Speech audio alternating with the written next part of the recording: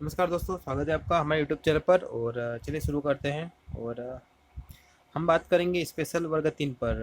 अब देखिए दोस्तों, अभी नाइट हो रही है, करीबन 11 PM हो रही है। क्योंकि वर्ग 3 के जो स्पेशल वीडियो होंगे, कुछ भी स्पेशल एडवाइस हो, आपकी तैयारी करने संबंधित जितने भी वर्ग 3 के वीडियो होंगे वो मैं नाइट में ही रिकॉर्ड करूँगा। दिन में न्यूज़ आने के कारण न्यूज़ कवर करता हूँ, तो मैं वर्ग 3 के कुछ ज़्यादा अपडेट्स नहीं दे पाता। कुछ चीज़ें हैं जो आपके मन में कन्फ्यूज़न रहता है। बहुत सारी चीज़ें हैं वर्ग 3 को लेकर, तो बहुत ज़्यादा ही कन्फ्यूज़न है। उसका भी मैं एक अलग वीडियो लाऊंगा और उसमें मैं आपको सब कुछ बता दूंगा कि आपकी जो वर्ग 3 के संबंधित आपकी जो प्रॉब्लम चल रही है, आप अलग अलग जगह पर, सोशल मीडिया पर, फेसबुक पर या फिर अलग अलग चैनल सब पर अलग अलग जानकारियाँ देखते हो, तो अपने माइंड को डाइवर्ट करते हो। तो उसके बारे में एक स्पेशल वीडियो लाऊंगा कि आप अपने माइंड को डाइवर्ट मत कीजिए। ओके, जो भी होगा वो मैं सब कुछ बताऊंगा। चलिए, सबसे पहले मैं बात करता हूँ कि हमें जो वर्ग 3 की अब एग्जाम होने वाली है, तो सबसे पहला क्वेश्चन मैं आपसे ये दूर कर दूं दोस्तों कि बहुत सारे कैंडिडेट अभी भी इस चीज़ को लेकर परेशान हो रहे हैं कि एग्जाम होगी कि नहीं होगी, उपचुनाव है इस कारण तो नहीं डेट दे दी। तो देखिए यार, अभी इन चीज़ों को भूल जाइए, अभी ये डिस्कस करने का टाइम नहीं है ना। अगर आप इन्हीं चीज़ों को लेकर चलोगे तो फिर वही आप वही का जनवरी में वही सोचोगे कि डेट और बढ़ जाएगी, और वही इसी सोच के यही मान के बैठोगे कि वो डेट बढ़ना चाहिए और डेट बढ़ना चाहिए। तब कितनी बार डेट बढ़ाओगे? आप आपको ये एक चीज़ पता होना चाहिए कि आपकी जो वर्ग 3 की जो परीक्षा है, आपकी वर्ग 3 की जो परीक्षा है वो 6 जनवरी को उसको नोटिफिकेशन आया था और इसकी 2 जनवरी को एग्ज़ाम स्टार्ट हो रही है।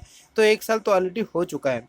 फिर आप जनवरी में अगर ये सोचोगे कि नहीं डेट और आगे बढ़नी चाहिए, तो फिर यार ये आपकी गलती है, फिर आप वाले की कोई गलती नहीं है और गवर्नमेंट की भी कोई गलती नहीं है कि गवर्नमेंट की वो लेट ज्वाइनिंग और भर्ती करती है। तो आपको ये तैयारी करना पड़ेगा और इन चीज़ों से दूर रहिए कि बहुत सारे फेसबुक पर ये लिख कर पोस्ट करते हैं कि भाई पोस्ट तो कुछ नहीं आएगी, आपको बेवकूफ़ बना दिया जाएगा, ये उपचुनावी जुमला है, आपको लॉलीपॉप दिया जा रहा है। तो देखिए यार, उपचुनावी जुमला हो, लॉलीपॉप हो, ये सब बात की बात है। आपने फॉर्म तो भरा है ना, सिंपल सी बात है। आपने वर्ग 3 में फॉर्म भरा है कि नहीं? अगर फॉर्म भरा है, इसमें फॉर्म अप्लाई किया है, तो फिर ये सब चीज़ें भूल जाइए कि जो आपका जो राजनीतिक इशू क्या है, लॉलीपॉप क्या है, ठीक है? ये सब चीज़ें भूल जाइए। जो होगा, पद कितने आएंगे, ये सब बात की बात है। अभी आपका जो मेन उद्देश्य यही होना चाहिए कि अब आपकी जो एग्ज़ाम डेट है, उस एग्ज़ाम डेट तक आपको नेक्स्ट लेवल की तैयारी करना पड़ेगा। नेक्स्ट लेवल के मतलब ये दोस्तों कि आज के टाइम में अब इतना कंपटीशन बढ़ गया है कि सोचो आप 1 महीना तैयारी करके आप किसी भी कंपटीशन में नहीं आ सकते हो। ये मेरी बात समझिए, ठीक है?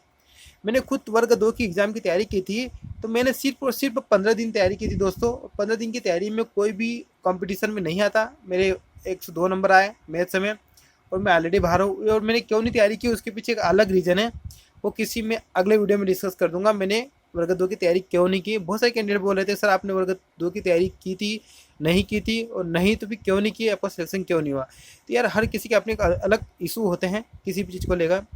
तो मैं वही कह रहा हूँ कि अब इन चीज़ों से आप दूर हो जाइए कि अब आपकी एग्ज़ाम होगी नहीं होगी, चुनावी लॉलीपॉप है क्या है, जो है सब कुछ भूल जाइए। और आपका जो जितना भी टाइम बचा है वो शेष टाइम, वो देखिए कितना टाइम बचा है। अगर जनवरी है तो आपके पास 90 डेज बचे हैं, तो आप ऐसी टारगेट बनाइए, 90 डेज को ऐसा टारगेट करके चलिए कि आपकी नेक्स्ट लेवल की तैयारी होना चाहिए। कुछ भी हो, कैसे भी आप तैयारी करो, कहीं से भी पढ़ो, कोई से भी नोट से पढ़ो। मैं किसी चीज़ के लिए नहीं रोक रहा हूँ, कुछ चीज़ें बताऊँगा जो है ज़रूरी, लेकिन मैं आपको किसी चीज़ से रोकूंगा नहीं। आपको सिर्फ करना है तैयारी, नेक्स्ट लेवल की करना है, ठीक है? चलिए, सबसे पहले बात में हम कुछ चीज़ें पे बात बता दूं कि आपको क्योंकि वीडियो में सिर्फ सिर्फ आपको वर्ग 3 की तैयारी के संबंधित है, तो मैं वही बात करूँगा, है ना। मैं आपको ले चलता हूँ आपके वर्ग 3 के बारे में कुछ जानकारी और देता हूँ। तो आप सबसे भी एक बार रिक्वेस्ट है, अगर आप चैनल पर पहली बार आए हो दोस्तों, तो चैनल को जरूर सब्सक्राइब कर लीजिए। आप सबको पता है कि वो आपकी जो वर्ग 3 में है 5 सब्जेक्ट पूछे जाएंगे। पहला था आपका बाल विकास, पर्यावरण, गणित, संस्कृत, हिंदी। अब मैं आपको एक भ्रम और कम दूर कर दूं कि नोट्स पढ़ने से आप सिलेक्शन नहीं ले सकते हो, ठीक है? बहुत सारे कैंडिडेट क्या करते हैं, महंगे महंगे नोट्स कहीं से परचेस कर लेते हैं और बस वो खुश हो जाते हैं कि बस अभी से इन नोट्स को पढ़ लूँगा, मेरा काम हो जाएगा। तो ये आपकी एक बहुत बड़ी गलत फहमी है दोस्तों। आज की जो एग्ज़ाम्स होते हैं ना, और आज से करीबन 8 साल पहले की जो एग्ज़ाम्स होती है, उसमें बहुत फ़र्क है। आज से 8 साल पहले जो 2011 में एग्ज़ाम हुई थी, कोई सी की एग्ज़ाम भी हो, है ना, तब जो एग्ज़ाम का जो पैटर्न होता था, जो लेवल होता था, वो सेम टू सेम एक जैसा रहता था। क्वेश्चन भी रिपीटेड बार बार होते थे और चीज़ें सेम टू सेम पूछी जाती थी। इवन मैथ्स में तो RS अग्रवाल के क्वेश्चन वैसे के वैसे पूछे जाते थे जैसे बुक में होते थे। आज क्या होता है, कंपटीशन बहुत बढ़ गया है, तो यहाँ पर है ना आप जो पेपर सेट करते हैं वो भी आप जो क्वेश्चन की वैरायटी होती है वो बहुत कुछ चेंज कर देते हैं। तो एक बात यहाँ पर है, आप किसी भी नोट्स को पढ़कर आप 100% गेन नहीं कर सकते हो। तो फिर सबसे बड़ा सवाल यही है कि आप 100% गेन कैसे करोगे। तो देखिए 100% गेन करने के लिए आपके पास कम से कम दो बुक होना चाहिए उस विषय की। अगर बाल विकास की बात करूँ तो बाल विकास की अगर आपके पास कोई एक बुक भी है और अगर आप दूसरी बुक नहीं भी परचेस करना चाहते हो तो फिर आपके पास ऑप्शन है, आप इंटरनेट पर बाल विकास के फुल लेक्चर देख लीजिए, तो आपको भी एक वहाँ पर एक बहुत अच्छा बेनिफिट मिलेगा। दूसरी बात, बाल विकास की मैं जैसे कि बात कर रहा हूँ, आपको आपके खुद के नोट्स प्रिपेयर करना ही पड़ेगा। आपके पास इनफ टाइम है इसलिए मैं बोल रहा हूँ।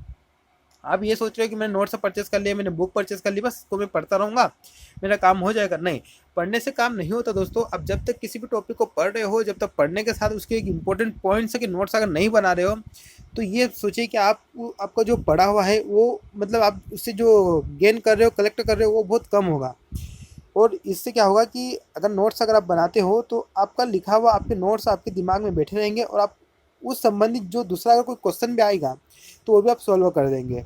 अब वर्ग 3 में एक मैं आपको बता दूं, वर्ग 3 में स्टूडेंट क्या करेंगे, गणित में अच्छे नंबर ले आएंगे और संस्कृत और हिंदी, ये 3 सब्जेक्ट ऐसे दोस्तों कि इसमें यही सब्जेक्ट है स्कोरिंग सब्जेक्ट, इसको आप बोल सकते हो ये स्कोरिंग सब्जेक्ट है। इसी से स्कोर आपका बढ़ेगा और आपका सिलेक्शन, आपकी मेरिट लिस्ट जो डिफाइन होगा वो होगा बाल विकास और पर्यावरण से। जिन्होंने बाल विकास और पर्यावरण पर अच्छी कमांड कर ली तो ये समझिए कि वो उसका सिलेक्शन 100% हो जाएगा। ये 3 सब्जेक्ट में मोस्ट ऑफ कैंडिडेट ये 3 सब्जेक्ट में फुल नंबर ला सकते हैं, कोई नई बात नहीं है। मैथ्स में भी अगर कोई कैंडिडेट 25+ नंबर ले ही आएगा जो तैयारी कर रहे हैं, और ऑलमोस्ट हर कोई आजकल हर कोई तैयारी कर रहा है। संस्कृत में आपने वर्ग 2 में देखा, वर्ग 2 में संस्कृत में स्टूडेंट 29 नंबर 28 नंबर ला रहे थे, फुल ला रहे थे। हिंदी में भी बहुत सारे कैंडिडेट 25 से ऊपर ही लाएंगे। तो ये तो स्कोरिंग सब्जेक्ट है, ये इससे कोई दोस्तों ये सिर्फ आपका स्कोर गेन करेंगे, लेकिन आपकी जो मेरिट लिस्ट है वो ये तय करेगी ये 2 सब्जेक्ट। अब ये 2 सब्जेक्ट के लिए आपको सबसे पहले मैं आपको बात बता दूं, आपके पास कोई से भी नोट्स हो, बुक्स हो आप उसे पढ़ रहे हैं, अच्छी बात उसे पढ़िए। लेकिन मेरी एक हर वीडियो में मैंने आपको एक एडवाइस दी है कि आप एक ऑब्जेक्टिव ज़्यादा से ज़्यादा लगाइए। आप अगर आपके पास ऑब्जेक्टिव बुक है तो कोई बात नहीं, आप ऑब्जेक्टिव तो ज़्यादा से ज़्यादा लगाइए, क्योंकि ऑब्जेक्टिव ही आपको मेन लेवल, एग्ज़ाम लेवल और एग्ज़ाम में किस तरह के क्वेश्चंस आएंगे उसके लिए प्रिपेयर करेंगे, ना कि थ्योरी आपको नॉलेज बढ़ाएगी, है ना, और ऑब्जेक्टिव आपको एग्ज़ाम लेवल की जो है प्रिपरेशन करवाएगा। तो आपको दोनों मिक्सअप करके चलना है। बहुत सारे कैंडिडेट ऐसे हैं, बहुत सारे कैंडिडेट और बहुत सारे मेरे दोस्त भी ऐसे हैं जो सिर्फ थ्योरी पढ़ रहे हैं और वो सोच रहे हैं कि बस थ्योरी पढ़ लूँगा मेरा काम हो जाएगा। नहीं होगा, काम आपका नहीं होगा। ऑब्जेक्टिव अगर आप नहीं लगा रहे हो तो ये समझिए कि आप 40% तैयारी कर रहे हो। तो 60% का जो काम है ना, ये मैंने इसको इसलिए 60% कहा क्योंकि ऑब्जेक्टिव ही ऐसी आपकी तैयारी, आपको माइंड लेवल को सेट करेगा जो परीक्षा में आपको बहुत बेनिफिट देगा। तो ये मैं बार बार इसीलिए ऑब्जेक्टिव पर जोर दे रहा हूँ कि अगर एक बंदा है जो सिर्फ थ्योरी पढ़ रहा है और एक बंदा है जो सिर्फ ऑब्जेक्टिव पढ़ रहा है, तो उन दोनों में अगर कंपेयर करोगे तो ऑब्जेक्टिव वाला उस थ्योरी वाले स्टूडेंट से ज़्यादा नंबर लाएगा। और जो बंदा थ्योरी प्लस ऑब्जेक्टिव पढ़ रहा है दोस्तों, दोनों को प्रिपेयर कर रहा है, तो वो उसका सिलेक्शन होगा, है ना। ये 3 कैंडिडेट्स की मैंने आपको कंपेरिजन करके बता दिया। बाकी गणित के लिए आपको क्या करना पड़ेगा, गणित के लिए आप चाहे तो एनसीईआरटी बुक्स को फॉलो कर सकते हो, आपके पास इनफ टाइम है। अगर इनफ टाइम नहीं होता तो मैं आपको बताता कोई सी बुक, ओके, लेकिन आपके पास इनफ टाइम है तो आप आराम से इस गणित को लेकर एनसीईआरटी बुक्स को फॉलो करें। संस्कृत की मैं अगर बात करूँ तो देखिए संस्कृत के लिए आपको रीडिंग करना पड़ेगी ज़्यादा से ज़्यादा, क्योंकि इसमें आपको पता है पैसे जाएगा। और वर्ग 1 2 में मैंने एग्ज़ाम दी थी, संस्कृत मैंने एक दिन भी नहीं पढ़ा मैंने। और जब स्कूल टाइम में पढ़ा था उसके बाद मैंने संस्कृत कभी नहीं पढ़ी। तो संस्कृत में वहाँ पर हुआ क्या, नंबर तो अच्छे आए मेरे, 25+ ही आए थे। वहाँ पर सबसे बड़ी प्रॉब्लम ये आई थी उसको रीडिंग करने में, क्योंकि जो कंप्यूटर की जो स्क्रीन थी उस पूरी स्क्रीन में वो पेशी आ रहा था, बार बार स्क्रॉल करो, ऊपर करो, नीचे करो, साथ ही साथ बहुत सारे, अगर आपकी रीडिंग अच्छी नहीं है तब संस्कृत में भी कहीं पर भी कंफ्यूज हो सकते हो। लेकिन एक इंग्लिश से यहाँ पर एक फ़ायदा ये है कि संस्कृत की जो लिपि होती है देवनागरी लिपि होती है, तो बहुत सारी चीज़ें हम अंडरस्टैंड कर लेते हैं, तो हमें समझ में आ जाता है हाँ भैया इसका ये क्वेश्चन आएगा। फिर भी आपको नेक्स्ट लेवल की तैयारी करना है, ये तो एक कॉमन तैयारी है ना, हर कोई कर लेगा। ये तो आप नहीं तो कोई दूसरा भी कर ही लेगा इतना, लेकिन आपको सिलेक्शन लेना है, मेरिट में आना है, क्योंकि हमें पास पदों की संख्या की अभी जानकारी नहीं है कि कितने पद आएंगे। इसलिए हमें ये सोच के तैयारी करना है कि नेक्स्ट लेवल की तैयारी करना है। तो उसके लिए आपको भी संस्कृत में आपको रीडिंग अच्छी करनी पड़ेगी, ताकि आप यहाँ पर ज़्यादा से ज़्यादा कितने 28 मार्क्स गेन करो, तो आपको अच्छा खासा बेनिफिट मिल जाएगा। बाकी हिंदी की मैं बात करूँ तो हिंदी में देखिए आपको हिंदी में पैसे आएगा, पैसेज की तो आपको कोई चिंता ही नहीं है। बस आपके जो मुहावरे हैं, अगर कोई मुहावरा पूछा जा रहा है, समानार्थी शब्द, विलोम शब्द, इस टाइप के कुछ अगर प्रश्न पूछे जा रहे हैं, तो उसके लिए आप इनोसेंट की थोड़ी बुक है, उसमें से वो जो चीज़ें हैं, मुहावरे, विलोम, समानार्थी शब्द, ठीक है, लोकोक्तियाँ, इन चीज़ों को थोड़ा पढ़ लीजिए, हो जाएगा, कोई बात नहीं, ये बहुत ही सब्जेक्ट आपको टफ नहीं पड़ेगा।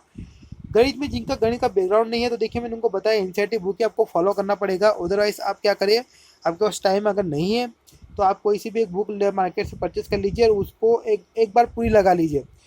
और ये सब कुछ करने के बाद मैंने आपको ये पाँचों सब्जेक्ट की जो मेन चीज़ है वो बता दिया, आपको कैसे तैयारी करना है। अब आपको क्या करना है, आपको डेली बेस पर आप टेस्ट दे सकते हो, डेली बेस पर, है ना। डेली बेस पर मैं इसलिए बोल रहा हूँ दोस्तों, क्योंकि डेली बेस पर अगर आप एक टेस्ट देते हो तो आपके पाँचों सब्जेक्ट एक बार में कवर हो रहे हैं, और उसको सोल्व कीजिए और नोट्स बनाइए कि आप कौन कौन से इंपॉर्टेंट पॉइंट्स हैं। तो ये कुछ चीज़ें हैं जो मैंने आपको शेयर किया, अगर आप ऐसे करते हो दोस्तों तो बिल्कुल आपका 100% सिलेक्शन हो जाएगा, मैं लिख कर दे रहा हूँ। बस ये आपको करना ही पड़ेगा, ठीक है। मेरा कुछ वीडियो जो आएंगे, जो मैं नाइट में रिकॉर्ड करूँगा, वो आपके वर्ग 3 के संबंधित आएंगे, जो आपको हेल्पफुल रहेंगे आपके वर्ग 3 के एग्जाम में। तो चलिए मिलते हैं, और अगर वीडियो आपको पसंद आया हो तो जरूर लाइक कीजिए और शेयर जरूर करिए और सब्सक्राइब कर लीजिए दोस्तों। ऐसे ही बेनिफिशियल मैं वीडियो आपको देते रहूँगा वर्ग 3 संबंधित। अगर आप वर्ग 3 में अच्छी तैयारी करना चाहते हो तो आप मुझसे जुड़ सकते हो। धन्यवाद।